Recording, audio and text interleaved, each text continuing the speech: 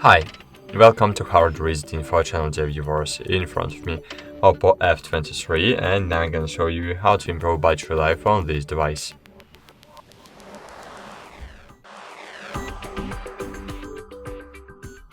So first, I need to open the control panel and disable all unnecessary features. So for example, disable Wi-Fi if you're using mobile network, disable mobile network if you're using Wi-Fi, disable Bluetooth if you don't need it now. Disable nearby share, disable location services if you don't need maps right now, disable hotspot, NFC, and great.